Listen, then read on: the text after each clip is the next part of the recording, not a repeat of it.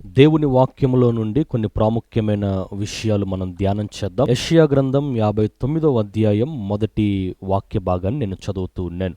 The prophetical book of Isaiah chapter 59 verse 1. రక్షింపనేరక ఉండునట్లు యెహోవా హస్తము కురచ కాలేదు, విననేరక ఉండునట్లు ఆయన చెవులు మందము కాలేదు. Praise the lord. చాలా అద్భుతమైన మాటలు ఇక్కడ మనం చదివాం. దేవుడు పరిశుద్ధ గ్రంథమైన బైబిల్లో కొంతమంది ప్రవక్తలను దేవుడు ఏర్పరుచుకున్నాడు. Major prophets and minor prophets అని బైబిల్లో కొంతమంది ఉన్నారు. మేజర్ ప్రాఫిట్స్ అంటే పెద్ద ప్రవక్తలు, మైనర్ ప్రాఫిట్స్ అంటే చిన్న ప్రవక్తలు.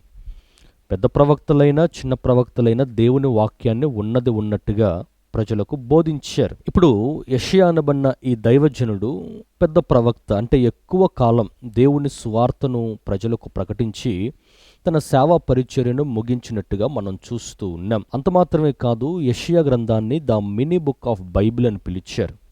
అంటే బైబిల్లో 66 గ్రంథాలు ఉన్నట్టుగా యెషయా గ్రంథంలో కూడా 66 అధ్యాయాలు మనం చూస్తూ ఉంటాం. ఈ 59వ అధ్యాయంలోకి వచ్చేసరికి ఇక్కడ ద క్యాపబిలిటీ ఆఫ్ గాడ్, దేవుని యొక్క మహిమ, ఆయన ప్రభావము, ఆయన యొక్క సాహసాన్ని గురించి ఈ అధ్యాయం అంతా కూడా మనకు తెలియపరుస్తూ ఉంది. మనందరికీ తెలుసు, దేవుడు సామర్థ్యం కలిగిన దేవుడు, ఆయన బలవంతుడైన దేవుడు, నిత్యుడగు తండ్రి, సమాధానమునకు అధిపతి అని దేవుని వాక్యంలో మనం చూస్తూ ఉన్నాం. సో ఇప్పుడు దేవుని వాక్యములో మనము స్టార్టింగ్ నుండి right from Genesis to revolution, Genesis నుండి ప్రకటన గ్రంథం వరకు కూడా దేవుని యొక్క సామర్థ్యపు కార్యాలు ఎన్నో బైబిల్లో మనం చూస్తూ ఉన్నాం. సో ఈ వచనంలో మనం చదువుకున్న ఈ వచన భాగంలో రక్షింపనేరక ఉండునట్లు యెహోవా హస్తం అనేది కురచ కాలేదని దైవజనుడు ఇక్కడ ప్రవచనాత్మకంగా తెలియపరుస్తూ ఉన్నాడు. మనం ఆరాధించే దేవుడు ఎవరు అంటే రక్షించే దేవుడు ఆయన. Hour God is the saviour, రక్షణ ఇచ్చు దేవుడు, రక్షణను ప్రాకారముగా మన జీవితాల్లో ఆయన అనుగ్రహించే దేవుడు. దేవుడు ఎంత గొప్పవాడంటే 3 విధానాల రక్షణ దేవుడు మనకిస్తాడు. ఏంటి అంటే, మొదటిగా మన ఇంటికి దేవుడు రక్షణ ఇస్తాడు, మన ఒంటికి దేవుడు రక్షణ ఇస్తాడు, ఆ తర్వాత మన ఆత్మకు కూడా దేవుడు రక్షణ ఇస్తాడు. ఎవరైనా ఈ లోకంలో ఇన్ని రక్షణలు ఇవ్వగలరా అండి? ప్రభుత్వం వారు కొన్ని రక్షణలు కల్పిస్తారు. ఏంటి అంటే, ఇస్తేనేమో ప్రాణరక్షణ ఇస్తారు, లేకపోతేనేమో చెప్పండి, మన ఇంటికి కొంతమందిని రక్షణగా కాపుదలగా పెడతారు అవసరమైతే. కానీ ఇన్ని విధానాలుగా ఎట్ ఏ టైం ఎవరు కూడా మనల్ని రక్షించలేరు. కానీ దేవుడు ఎంత గొప్పవాడంటే అన్ని విధాలుగా మనకు రక్షణ కల్పించి ఆయన హస్తము చేత మనల్ని బలపరిచే దేవుడు. ఈరోజు దేవుని యొక్క హస్తము గురించి నేను మాట్లాడాలని పరిశుద్ధాత్మ చేత ప్రేరేపించబడుతూ ఉన్నాను. దేవుని హస్తము ఎంత గొప్పది, ఆయన హస్తము మన జీవితంలో ఎటువంటి కార్యాలు జరిగిస్తుంది.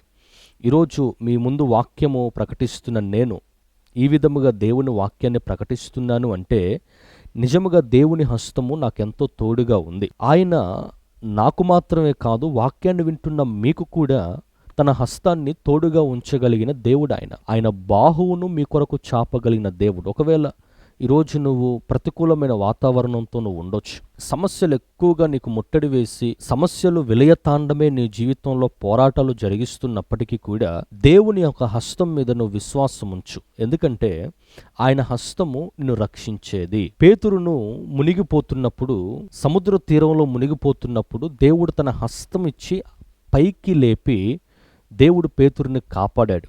తెలుసు కదా ఆ సన్నివేశం మీ అందరికీ. అంటే ఆయన రక్షణ కల్పించే దేవుడు, ఆయన హస్తం అనేది రక్షించే హస్తము. సో పేతురుని ఎలా అయితే దేవుని హస్తం రక్షించిందో, ఈరోజు ఆయన హస్తము నీకు కూడా తోడుగా ఉంది అనే విషయాన్ని నువ్వు ఎక్కడ కూడా మర్చిపోవద్దు. నువ్వు అనుకోవచ్చు, నేను ఒంటరిదానను, ఒంటరి వాడను, నాకంటూ బ్యాక్ సపోర్ట్ ఎవరు లేరు, నన్ను ప్రోత్సహించే వాళ్ళు ఎవరు లేరు, నన్ను పైకి లేపేవారు ఎవరు లేరు, ఎవరు నాకు సహాయము చేయట్లేదు, ఎవరు నన్ను ఆదరించట్లేదని చెప్పి ఒకవేళ బహుశా నువ్వు అనుకుంటున్నావేమో. కానీ వర్తమానం చేత దేవునితో మాట్లాడుతూ ధైర్యవంతముగా నీకు సెలవిస్తున్న మాట ఏంటో తెలుసా? ఆయన హస్తము నీకు తోడుగా ఇకపై ఉండబోతుంది. ఆయన హస్తము నీ పరిచర్య మీద తోడుగా ఉండబోతుంది. ఆయన హస్తము నీ ఉద్యోగంలో తోడుగా ఉంచబోతున్నాడు. ఆయన హస్తాన్ని దేవుడు నీ వ్యాపారంలో తోడుగా ఉంచబోతున్నాడు. నీకు సంబంధించిన ప్రతి విషయంలో దేవుడు తన బాహు నీ మీద చాపి మనుషులందరికంటే బైబిల్లో మనం చూస్తూ ఉంటాం, దేశం యొక్క ఉన్నత స్థలముల మీద నిలబెడతానన్న వాగ్దానం మీకు తెలుసు కదా. ఆ వాగ్దానము నీ పట్ల, నీ కుటుంబం పట్ల దేవుడు స్థిరపరుస్తాడు, నెరవేరుస్తాడు. అయితే ఈరోజు కొన్ని వాక్య భాగాలు మీకు సెలవిస్తాను. దేవుని హస్తము ఎంత గొప్పది. దేవుని హస్తం మీద మనం విశ్వాసం ఉంచితే ఆయన హస్తం మన పట్ల ఏ కార్యాలు చేస్తుందో, ఆయన హస్తము ఎటువంటి అద్భుతాలు మన పట్ల చేస్తుందో కొన్ని విషయాలు నేను మీతో మాట్లాడతాను. మొదటిగా, ఆయన హస్తము మనలను కప్పుతుంది. Praise the lord. ఏం చేస్తుంది చెప్పండి? దేవుని హస్తము మనల్ని కప్పును. The hands of God will cover us. దేవుని హస్తము మనల్ని ప్రొటెక్ట్ చేస్తుంది, మనల్ని కప్పుతుంది, మనల్ని కవర్ చేస్తుందని దేవుని యొక్క వాక్యంలో నేను చూశాను. నిర్గమకాండము 33వ అధ్యాయం 21వ వచనంలో ఈ మాటను నేను చూడగలిగాను. ఆ మాట నేను మీకు తెలియపరుస్తాను. నిర్గమకాండము 33వ అధ్యాయం 21వ వచనంలో ఈ మాటను మనం చూస్తాం. చూడండి. మరియు యెహోవా, ఇదిగో నా సమీపమున ఒక స్థలం ఉన్నది, నీవు ఆ బండ మీద నిలబడు, నా మహిమను నిన్ను దాటి వెళ్ళుచుండగా ఆ బండ సందులలో నిన్ను ఉంచి నిన్ను దాటు వెళ్ళు వరకు నా చేతితో నిన్ను కప్పెదను. Praise the Lord. హల్లెలూయా. ఇక్కడ మోషేతో దేవుడు మాట్లాడుతుంటున్నాడు, మోషే, ఇదిగో నాకు సమీపముగా ఒక బండ ఉంది, ఆ బండ మీద నువ్వేం చేయాలా? నిలబడాలి. Stand in the rock, stand upon the rock. బండ మీద నువ్వు నిలబడు. ఆ బండ మీద నువ్వు నిలబడితే నా మహిమ నిన్ను కప్పుతుంది. ఒకవేళ నా మహిమ నిన్ను దాటి వెళ్ళినా సరే నా చేతితో నిన్నేం చేస్తాను? నిన్ను కప్పుతాను అని దేవుడు ఇక్కడ మోషేతో సెలవిస్తూ అంటున్నాడు. మనందరికీ తెలుసు, ఐగుప్తు దేశంలో నుండి ఇజ్రాయేలు ప్రజలు బయటికి వచ్చారు. మోషేను దేవుడు ప్రధానమైన పాత్రగా దేవుడు ఎన్నుకున్నాడు. ఎంత అద్భుతమైన కార్యం అంటే, వాస్తవంగా మోషే అంతమంది ప్రజలను నడిపించటం అంటే it's not a easy thing. ఒక దేశానికి నాయకుడు దేశాన్ని నడిపించడానికి ఈరోజు ముప్పతిప్పలు పడుతున్నాడు. 500 మంది సంఘం ఉన్న సంఘ కాపరి 500 మంది నడిపించడానికి ఎంత బాధలు పడుతున్నాడో, ఎంత ప్రయాసపడుతున్నారో దేవుని సేవకులకు అర్థమవుతూ ఉంటుంది కొన్నిసార్లు. అటువంటిది కెన్ యూ ఇమాజిన్, అన్ని లక్షల మంది ప్రజలు ఐగుప్తు దేశం నుండి బయటకు వచ్చి వారందరినీ, ఒక్కొక్కల మనస్తత్వాలు ఒకళ్ళవి, ఒక్కొక్క విధానాలు ఒకళ్ళవి, మరి వాళ్ళందరినీ కంట్రోల్ చేసుకుంటూ, రూల్ చేసుకుంటూ, వాళ్ళని సహించుకుంటూ, వారిని బేర్ చేస్తూ టువర్డ్స్ కానాన్ వైపు నడిపించటం అంటే అది చిన్న విషయం కాదు. నిజంగా మోషేను బట్టి మనందరం కూడా దేవుని స్తుతింపబద్ధులమై ఉన్నాం. అయితే ప్రయాణం ప్రారంభించబడుతున్నప్పుడు ప్రత్యక్ష గుడారము ద్వారము యొద్ద మోషే నిలబడ్డాడు. దేవుడు మేఘస్తంభమై దిగి వచ్చి మోషేతో మాట్లాడాడు. అంతకుముందు జరిగిన కన్వర్జేషన్ ఏంటి అంటే, మోషే అన్నాడు, నీవు నాతో రాని యెడల నేను ఈ ప్రయాణం చేయలేమన్నాడు. దేవుడు చెప్పాడు, ప్రజలు తిరుగుబాటు చేస్తున్నారు కదా, నేను రాను, ప్రజలను అరణ్యంలోనే వారిని మొత్తుతాను. ఏదో ఒక ప్రాంతంలో వారు కనీసం నా మాటకు విధేయత చూపించట్లేదు కాబట్టి వారికి ఏదో ఒక అన్యాయం ఖచ్చితంగా జరుగుద్ది, వారు మరణప్రాప్తులు అవుతారు కూడా అవసరమైతే, నేనైతే రాను అని చెప్పి దేవుడు కరాఖండిగా మాట్లాడితే మోషే ప్రజల పక్షాన దేవునికి మొరపెడతారు, ప్రభువా నువ్వు రాకపోతే ఈ ప్రయాణం మేము చేయలేము నాయన, నువ్వు రావాల్సిందే, ప్రజల పక్షాన నేను మొరపెడుతున్నాను, వారిని క్షమించు ప్రభువా అని చెప్పి దేవుడు మోషేతో మాట్లాడుతూ ఉంటాడు. మోషే దేవుని రిక్వెస్ట్ చేస్తూ ఉంటాడు. సో ఆ మేరకు, రిక్వెస్ట్ మేరకు మోషేతో దేవుడు చెప్పాడు, నా కటాక్షం నీ మీద కలిగింది కాబట్టి ఇదిగో నేను నీతో వస్తాను. అయితే ఇక్కడ ఒక చిన్న విషయం నువ్వు చెయ్యాలి. నాకు సమీపముగా ఒక బండ ఉంది, నాకు సమీపముగా ఉన్న బండ మీద నువ్వు నిలబడితే నా మహిమ దాటి వెళ్ళేంత వరకు కూడా నా హస్తము నీకు తోడుగా ఉంటుంది, నా హస్తముతో నిన్ను కప్పుతాను అని చెప్పి మోషేతో దేవుడు మాట్లాడాడు.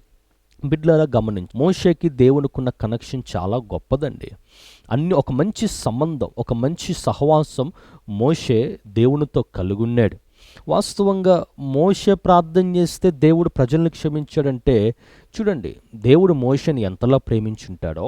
అయితే దేవుడు చెప్తున్నాడు, ఇదిగో నా మహిమ నిన్ను దాటి వెళ్ళేంత వరకు నేను చెప్పే బండ మీద నువ్వేం చేయాలా? నిలబడాలి. నిలబడ్డావా ఈరోజు? వాక్యం వింటున్న సహోదరి, ఆ బండ ఎవరో కాదు, ఈరోజు మనము నమ్ముకున్న యేసుక్రీస్తు ప్రభువుకే ఆ బండ సూచనగా ఉంది. ఆ బండ మీద నువ్వు నిలబడితే దేవుడు తన హస్తముతో కప్పుతాడట. బండ అంటే క్రీస్తు అనే బండ. నువ్వు దేని మీద నిలబడాలి? డబ్బు మీద నిలబడటానికి అవకాశం లేదు. ఉద్యోగాన్ని ఆధారము చేసుకుని నిలబడటానికి అవకాశం లేదు. వ్యాపారాన్ని ఆధారం చేసుకుని నిలబడడానికి అవకాశం లేదు. పిల్లల్ని ఆధారం చేసుకోనో తల్లిదండ్రులను ఆధారం చేసుకొని నిలబడడానికి అవకాశం. కొంతమంది ఏమంటారో తెలుసా? ఏమండి, నా పేరెంట్స్ సపోర్టుతో నిలబడ్డాను, నా పిల్లల సపోర్టుతో నిలబడ్డాను, నాకున్న ఉద్యోగాన్ని ఆధారము చేసుకొని నిలబడ్డాను, నాకున్న వ్యాపారాన్ని ఆధారము చేసుకొని నమ్మి లోన్ పెట్టాను, లేకపోతే ఇవి చేశాను, అది తీసుకున్నానని చెప్పి ఉద్యోగం మీదనో వ్యాపారం మీదనో ఆధారపడి కొంతమంది నిలబడుతూ ఉంటారు. అయితే నేను మాట చెప్తాను, మరి వాటిని ఆధారం చేసుకుని నిలబడ్డావు, అవి పోతే నీ పరిస్థితి ఏంటంటావు? ఈరోజు అర్థమవుతుందా నేను చెప్పే మాటలు మీకు? అవి చేజారిపోతే పరిస్థితి, డబ్బు ఈరోజు ఉంటుంది, రేపు పోతుంది. ఉద్యోగం ఈరోజు ఉండొచ్చు, రేపు పోవచ్చు. వ్యాపారం ఈరోజు బాగా లాభం రావచ్చు, రేపటి దినాన లాస్ రావచ్చు. ఇప్పుడు లాభం వచ్చినప్పుడు బాగానే ఉంటావు, లాస్ వచ్చినప్పుడు మరి దాన్ని ఆధారం చేసుకొని బ్రతికావు, లాస్ వచ్చింది, మరి నీ పరిస్థితి ఏమైపోదును? అందుకే నేను చెప్తున్నాను, లోక సంబంధమైన విషయాలను ఆధారము చేసుకొని నువ్వు నిలబడడానికి అవకాశం లేదు. యేసుక్రీస్తు ప్రభు అనే బండ మీద నువ్వు స్థిరంగా నిలబడితే ఆయన తన హస్తముతో నిన్ను కప్పటం ప్రారంభిస్తాడు. దేవునికి స్తోత్రం కలుగునుగాక. కోడి తన పిల్లలను ఏం చేస్తుందో తెలుసా? తన రెక్కలతో కప్పును. రెక్కలు అంటే హస్తము, కోడి హస్తం. ఇప్పుడు తన రెక్కలతో తన పిల్లల్ని ఏం చేస్తుందంటే కప్పుద్ది. వర్షం వచ్చినా ఆ వర్షం దాని మీదే పడుదు తప్ప పిల్లల మీదకి ఒక్క డ్రాప్, ఒక చినుకు కూడా పడకుండా కోడి కాపాడుతుంది. ఎండ దెబ్బ నుంచి కాపాడుతుంది, వడదెబ్బ నుంచి కాపాడుతుంది, సమస్యల్లో నుంచి కాపాడుతుంది. శత్రువు వస్తున్నప్పుడు తన పిల్లలు శత్రువు కంటిలో పడకుండా ఒక భద్రతగా, ఒక కాపుదలగా కోడి తన పిల్లలను కాచుద్ది. బిడ్లరా, నేను ప్రకటిస్తున్న దేవుడు ఎంత గొప్పవాడో తెలుసా? ఆయన ఆకాశ మండలముల కంటే మిక్కిలి హెచ్చైన దేవుడని దేవుని వాక్యం సెలవిస్తూ ఉంది. ఇప్పుడు ఆయన బిడ్డలముగా మనం ఉన్నాము కాబట్టి, దేవుడు మన తండ్రి కాబట్టి, మనము ఆయన పిల్లలము కాబట్టి, ఆయన పిల్లల్ని ఆయన ఇంకెంత ఎక్కువగా కేర్ చేస్తాడో జస్ట్ ఇమాజిన్ చేసుకోండి. మనందరం దేవుని పిల్లలమే. బాప్తిస్మము ద్వారా, ఆయన యేసు రక్తంలో మనం కడగబట్టడం ద్వారా ఆయన పిల్లలముగా మనం మార్చబడ్డాం, ఆయన వారసులముగా మనం మార్చబడ్డాం. ఇప్పుడు దేవుడు మనందరినీ కూడా ఆయన అపార హస్తముల కింద మనల్ని కప్పటం ప్రారంభిస్తున్నాడు. ఎంత గొప్ప హస్తమో దేవుని హస్తం చూడండి. My God's hand will cover you. ఏ సమస్య నీ జీవితంలో ఉన్నా, ఏ శోధన నీ జీవితంలో ఉన్నా, ఎటువంటి ప్రతికూలమైన వాతావరణం నీ చేతుల్లో ఉన్నా, శత్రువు నిన్ను ముట్టడి వేయాలని, నిన్ను పాడు చేయాలని, నీ కుటుంబాన్ని పాడు చేయాలని శత్రువు ఎన్ని పన్నాగాలు పన్నినా నా దేవుని హస్తము నిన్ను, నీ కుటుంబాన్ని కప్పగలిగిన హస్తము. దేవునికి మహిమను కలుగునుగాక. స్తోత్రం చెప్పండి గట్టిగా, హల్లెలూయా. దేవుని హస్తము నిన్ను, నీ కుటుంబాన్ని కాపాడగలిగిన హస్తము. నీ కుటుంబము చుట్టూ ఆయన హస్తాన్ని కంచెగా దేవుడు పెట్టేస్తాడు. ఉద్యోగములు నిన్ను కాపాడుతాడు, వ్యాపారములో కాపాడుతాడు, నీ చేతి పనిలో దేవుడు నిన్ను కాపాడుతాడు. నీకు సంబంధించిన ప్రతి విషయములో నా దేవుడు నీకు తోడయ్యుండి నీకు కాపుదలను ఇచ్చే దేవుడు ఆయన. ప్రొటెక్షన్ అనేది అన్ని విధాలుగా దేవుడు ఇస్తాడు. నీ వ్యక్తిగత జీవితానికి ప్రొటెక్షన్ ఇస్తాడు, నీ కుటుంబానికి దేవుడు ప్రొటెక్షన్ ఇస్తాడు, నువ్వు చేస్తున్న పనిలో దేవుడు నీకు ప్రొటెక్షన్ ఇస్తాడు, నీ ప్రయాణములో కూడా. ఇక్కడ మోషే తన ప్రయాణములో, ప్రభువా నీవు మాతో రాని ఎడల మేము ప్రయాణం చేయలేమన్నాడు. అంటే దేవుడు ఇశ్రాయేలు ప్రజల పక్షాన దేవుడు తోడై ఉన్నాడు. అందుకే ఎర్ర సముద్రం దాటారు, ఎరికో గోడలు కూలిపోయాయి, యోర్దాను దాటారు, అమాలేకీయులు యుద్ధం మీదకి వచ్చారు. ఏమండి చెప్పండి, శత్రు సైన్యం ఫిలిస్తీన్లు వచ్చారు. మరి ఎంతమంది వచ్చినప్పటికీ ఇశ్రాయేలు ప్రజలు విజయ వీరులుగా ఎలా నిలబడ్డారంటే ఆయన పగలు మేఘస్తంభముగాను రాత్రి అగ్నిస్తంభముగాను ప్రజలు పక్షాన నిలబడ్డాడు కాబట్టి ప్రజలు అఖండమైన విజయాన్ని సంపాదించినట్టుగా దేవుని వాక్యంలో మనం చూస్తూ ఉన్నాం. సో నా ప్రియమైన దేవుని వారలారా, మీరు గమనించండి, దేవుడు ఎంత గొప్పవాడంటే ఆయన తన హస్తాన్ని నీ కొరకు చాపుతాడు. ఆయన నువ్వేసే ప్రతి అడుగులో ఆయన హస్తము నీకు తోడుగా ఉంది. ఒకవేళ మ్యారేజ్ కోసం ఎదురు చూస్తున్నావా, ఆయన హస్తం నీకు తోడుగా ఉంచబోతున్నాడు. ఒక వివాహము నీ జీవితంలో జరగాలి, ఒక మంచి హస్బెండ్ నాకు కావాలి, ఒక మంచి వైఫ్ నాకు రావాలి, ఒక మంచి పురుషుడు, ఒక మంచి స్త్రీ నాకు భార్యగా భర్తగా వస్తే బాగుంటుందని చెప్పి maybe you are waiting for your married partner. I'm telling you today, God will do something miracle in your life. దేవుడు ఒక కార్యం నీ పట్ల చేస్తాడు. అద్భుతం, ఆశ్చర్య కార్యము నీ పట్ల దేవుడు జరిగించడానికి ఆయన ఇష్టపడుతూ ఉన్నాడు. ఆయన హస్తము నిన్ను కప్పే హస్తము, ఆయన హస్తం నిన్ను ప్రొటెక్ట్ చేసే హస్తము. శత్రు బాణము నీ మీద పడకుండా, శత్రువు కన్ను నీ మీద పడకుండా, శత్రువు యొక్క అగ్ని దాడి నీ మీద జరగకుండా, శత్రువు యొక్క ఆ యొక్క పన్నాగాలు నీ మీద పన్నకుండా, ఒకవేళ శత్రువు దాడి చేసినప్పటికీ నిన్ను మాత్రం దేవుడు ఖచ్చితంగా ప్రొటెక్ట్ చేస్తాడు, కాపాడుతాడు, దీవిస్తాడు. రెండవది, దేవుని హస్తం మన పట్ల ఏం చేస్తుంది అంటే God's hand will heal us. దేవుని హస్తము మనలను స్వస్థపరుస్తుంది. అర్థమవుతుందని నేను చెప్పే మాట. దేవుని హస్తం మనల్ని ఏం చేస్తుంది చెప్పండి? స్వస్థపరచును. యోబు గ్రంథం 6వ అధ్యాయం 18వ వచ్చిన భాగం మనం చదువుకుంటే అక్కడ దైవజనుడైన యోబు తన స్నేహితునితో ఈ విధంగా సెలవిస్తూ రాస్తూ అంటున్నాడు. యోబు గ్రంథం 6వ అధ్యాయం 18వ వచ్చిన భాగం. యోబు గ్రంథం 5వ అధ్యాయం 18వ వచ్చిన భాగంలో ఈ విధంగా రాస్తూ అంటున్నాడు. చూడండి ఏమంటున్నాడు? ఆయన గాయపరిచి గాయమును కట్టును, ఆయన గాయము చేయును, ఆయన చేతులే స్వస్థపరుచును. Praise the lord. ఆయన చేతులు ఏం చేస్తాయట? స్వస్థపరుచును అనే మాట ఇక్కడ మనం చూస్తూ ఉన్నాం. ఎవరి చేతులు? డాక్టర్ గారి చేతుల స్వస్థపరిచేవి.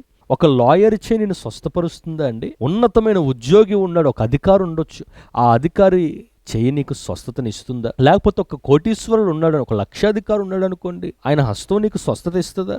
ఏ హస్తము నీకు స్వస్థత ఇవ్వదు. కొంతమందికి అనారోగ్యం కాగానే చెప్పండి, జ్యోతిష్యుల దగ్గరికి వెళ్ళి హస్తం వాళ్ళ చేతుల్లో పెట్టి, ఏమండి మీ హస్తముతో నా హస్తాన్ని చెక్ చేయండి, నా రేఖలు ఏం చెప్తున్నాయో ఒకసారి నాకు తెలియచేయండి, ఈ అనారోగ్యం ఎన్నో సంవత్సరాల నుంచి పోవట్లేదండి అని చెప్పి జ్యోతిష్యుల దగ్గరికి పరిగెత్తే వాళ్ళు కూడా చాలామంది ఉన్నారు. అనారోగ్యం వచ్చింది అంటే చెప్పండి, ఇక వాళ్ళు ఎన్నెన్నో విధాలుగా తిరిగేసి మంత్రాలు, తంత్రాలు, యంత్రాలు కట్టించుకొని వాటి చుట్టూత సమయం వృధా చేసేసి వాటి కోసం కొన్ని లక్షల రూపాయలు ఖర్చు పెట్టేసి మరలా స్వస్థత వచ్చిందంటే రాలేదు.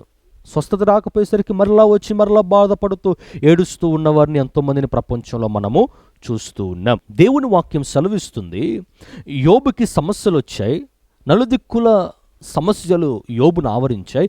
ఆ సమస్యల్లో ఒక ప్రప్రదమైన సమస్య ఏంటి అంటే అనారోగ్య సమస్య యోబు కలిగింది. అయితే తన స్నేహితుడు వచ్చి యోబుతో మాట్లాడుతూ అంటున్నాడు, దేవుని హస్తమే చెప్పండి, ఆయన చేతులే నిన్నేం చేస్తాయి? స్వస్థపరుస్తాయి. దేవునికి మహిమ కలుగును గాక. God's hand will heal you. దేవుని హస్తము నిన్ను స్వస్థపరుస్తుంది. ఆయన బాహు ఎంత గొప్పదో చూడండి, ఆయన చేతిలో ఉన్న కార్యాలు ఎంత గొప్పవో చూడండి. ఆయన చేతులు నిన్ను స్వస్థపరుస్తాయి. ఈరోజు ఈ వాక్యం వింటున్న సహోదరుడా, ఏ అనారోగ్యంతో నువ్వు బాధపడుతూ ఉన్నావు? క్యాన్సర్, ఎయిడ్స్, లేకపోతే మానసిక సమస్యలు, లేకపోతే మానసిక రుగ్మతలు, రకరకాలైన రోగాలు. కొన్ని రోగాలకైతే పేర్లు కూడా అర్థం కావట్లేదండి. అన్ని రకాలైన రోగాలు ప్రపంచంలో వింత వింతైన రోగాలు వస్తూ ఉన్నాయి. ఏ సమస్య ఏమండి, ఏ సమస్యలు నీ జీవితంలో ఉన్నాయి? ఏ అనారోగ్యం నీ జీవితంలో ఉంది? కొంతమంది అంటారు, ఏమండి నెల నెల జ్వరం వస్తుందండి, ట్యాబ్లెట్లు వేసుకొని ఇక నా జీవితం అంతా ట్యాబ్లెట్ లేకపోతే బ్రతకలేని పరిస్థితి, ట్యాబ్లెట్ లేకపోతే ఉండలేని పరిస్థితి, ఏంటండి నాకు ఇన్ని రోగాలు, ఏంటండి నా పరిస్థితి అని చెప్పేసి వాళ్ళకు కలుగుతున్న అనారోగ్యాలను బట్టి కొంతమంది తమ జీవితంలో ఇబ్బందులు ఎదుర్కొంటూ ఉన్నారు. జాగ్రత్తగా ఆలోచన చేయండి. దేవుని హస్తం మీద నువ్వు విశ్వాసం ఉంచగలవా? దేవుని హస్తం మీద నువ్వు ఒక్కసారి నమ్మకం ఉంచగలవా?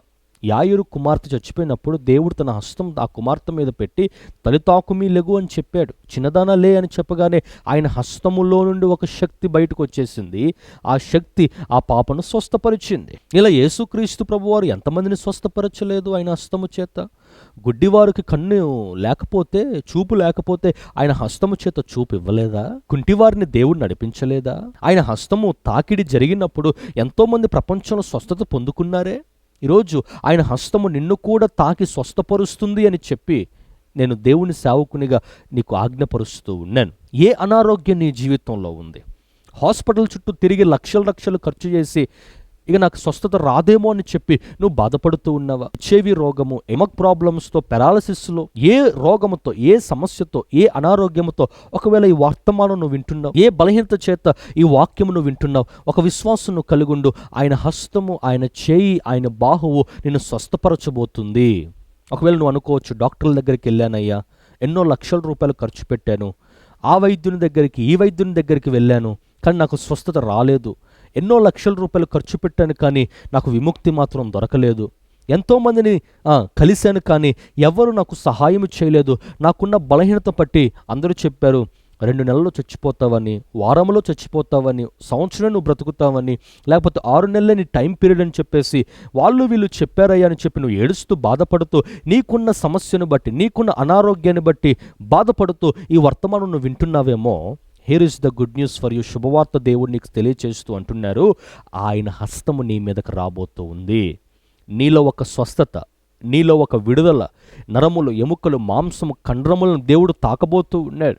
నీ బ్లడ్ను దేవుడు శుద్ధి చేయబోతూ ఉన్నాడు. నీలో ఒక అద్భుతమైన కార్యము, నీ బాడీలో ఒక అద్భుతమైన స్వస్థత, ఒక హీలింగ్, ఒక డివైన్ టచ్ ఈ రాత్రికాల సమయంలో దేవుడు నీకు దయచేయబోతూ ఉన్నాడు. విశ్వసించు, నమ్ము.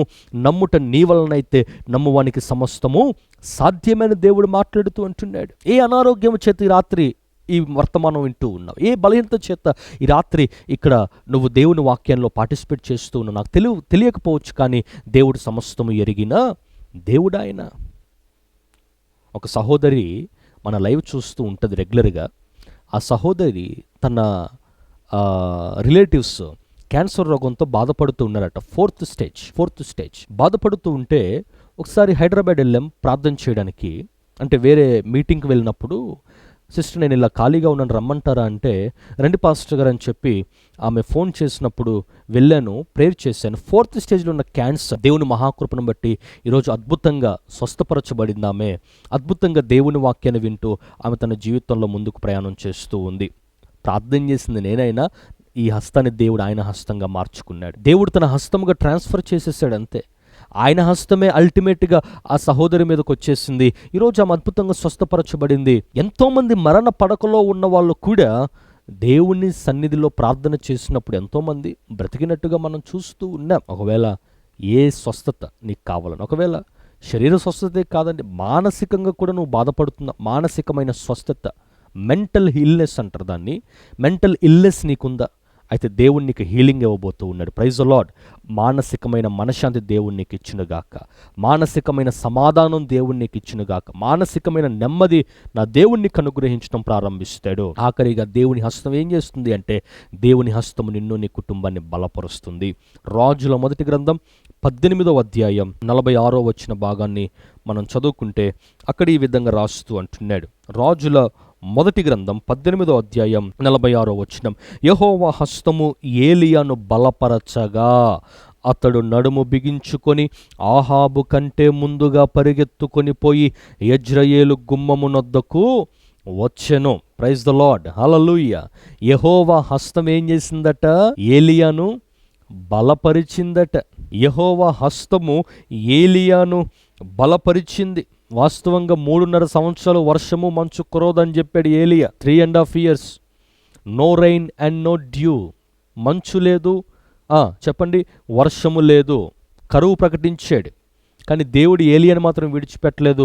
ఆయా ప్రాంతాలకు ఏలియాను తోడుకొని పోయి ఏలియాను సమృద్ధి అయిన ఆహారముతో దేవుడు నింపినట్టుగా దేవుని వాక్యంలో మనం చూస్తూ ఉన్నాం. ఇప్పుడు 3.5 years దాటిన తర్వాత మరలా కర్మేలు పర్వతం మీదకి వెళ్ళాడు ఏలియా.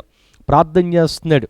తన అసిస్టెంట్ని పిలిచాడు, వెళ్ళి చూడు, వర్షం పడుతుందేమో, మేఘాలు ఏమన్నా ఆవరించాయేమో చూడమంటే మొదటి 6 సార్లు ఏమీ రాలేదు. 7వ మారు ప్రార్థించగానే వెళ్ళి చూడగానే మరలా చిన్న మేఘం, అరచేయంత సైజు కలిగిన మేఘము ఆ ప్రదేశంలోకి వచ్చినట్టుగా, ఆ చిన్న మేఘములో నుండి మోపైన వర్షము కురుస్తున్నట్టుగా దైవజనుడు గుర్తించాడు. ఆహాబు రాజుకు చెప్పాడు, ఏలియా రాజా నువ్వు ఇక్కడి నుంచి వెళ్ళిపో, నీ ప్రాంతంలోకి నువ్వు వెళ్ళిపో అని చెప్పాడు. ఇప్పుడు ఆహాబు రాజు రథాన్ని వేసుకొని వెళ్ళిపోతూ ఉంటే మీరు గమనించండి, దేవుని హస్తము ఏలియాకు తోడుగా ఉండటం వల్ల ఆహాబు కంటే ముందుగా పరిగెత్తుకొని యెజ్రెయేలు గుమ్మం యొద్దకు వచ్చాడట. దేవునికి స్తోత్రం కలుగునుగాక. ఎంత గొప్ప కార్యమో చూడండి. వాస్తవంగా ముందు బయలుదేరిందేమో ఆహాబు, ముందు వెళ్ళిపోయింది ఆహాబే. ఆహాబు కంటే కొన్ని నిమిషాలు లేటుగా ఏలియా బయలుదేరాడు. కానీ దేవుని హస్తం ఏం చేసిందో తెలుసా?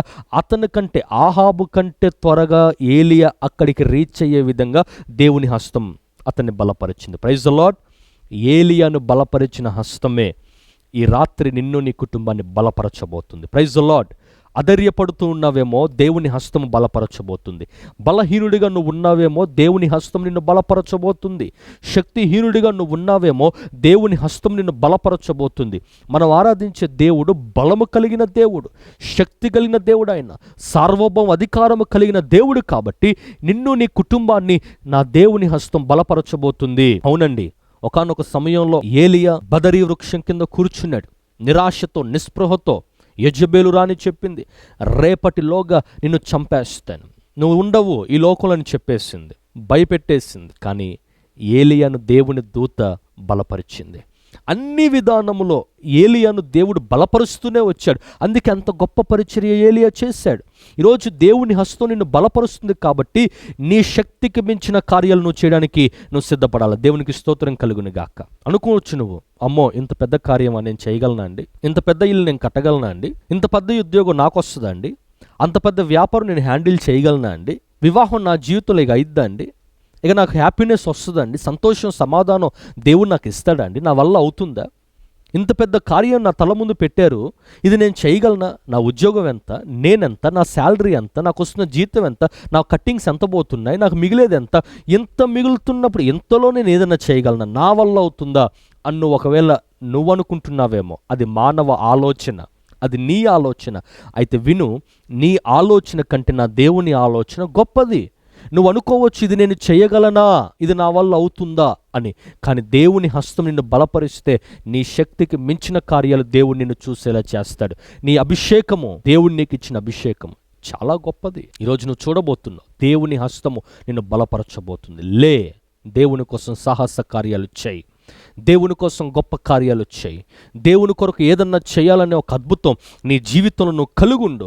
ఆయన హస్తం నిన్ను బలపరుస్తుంది. ఈ పరిచర్య నేను చేయాలనుకుంటున్నావా, ఈ సంఘం నేను నడిపించాలనుకుంటున్నావా, ఈ సేవ నా వల్ల కాదనుకుంటున్నావా? లేదు, నా దేవుని హస్తం నిన్ను బలపరచబోతుంది. మునుపటి కంటే ఎక్కువగా నువ్వు ఇంకా దేవునిలో పరిగెత్తబోతున్నావు. నా దేవుడు అంత గొప్ప కార్యాలు చేస్తాడు. ఆయన హస్తము నిన్ను నీ కుటుంబాన్ని బలపరిచేస్తాం. ఈరోజు ఎంతమంది ఒక తీర్మానంలోకి రాగలరు, అయ్యా నిజంగా ఆయన హస్తం నన్ను బలపరుస్తుందా, ఆయన హస్తం నాకు తోడుగా ఉంటుందంటే ఎస్, మొదటిగా ఆయన హస్తం నిన్ను కప్పుతుంది. మోషేను కప్పిన హస్తమే నిన్ను కప్పుతుంది. యోబును కప్పిన హస్తమే, యోబును స్వస్థపరిచిన హస్తమే నిన్ను స్వస్థపరచబోతుంది. ఏలియాను బలపరిచిన హస్తమే నిన్ను కూడా బలపరచబోతుంది. దేవుని హస్తము గొప్పది కాబట్టి ఫెయిత్ ఆన్ గాడ్, దేవుని మీద విశ్వాసం ఉంచు, ఆయన హస్తం మీద నమ్మకం ఉంచు, గొప్ప కార్యాలను చూడబోతున్నాం. ప్రార్థన. ప్రేమగలన తండ్రి, కృపగలన దేవ, ఈ వర్తమానాన్ని వీక్షించిన ప్రతి కుటుంబాలను మీరు దీవించండి, ఆశీర్వదించండి. నీ హస్తము వారికి తోడుగా ఉంచండి, బలపరచండి. మోషేను కప్పిన విధముగా నీ బిడ్డలను కప్పండి నాయన. ఏలియాను బలపరిచిన విధముగా మీరు బలపరచండి. యోబును స్వస్థపరిచిన నీ హస్తము చేత ఈ వాక్యం వింటున్న ప్రతి ఒక్కరికి స్వస్థత, విడుదల కలుగచేసి మీరు దీవించి బలపరచండి. మా ప్రియులు తలంచిన ప్రతి కార్యమును సఫలపరిచి మీరు బలపరచమని యేసుక్రీస్తు వారి నామం పేరిట అడిగి ప్రార్థిస్తున్నాము తండ్రి. ఆమెన్, ఆమెన్. God bless you all. ప్రభు మిమ్మల్ని దీవించును గాక.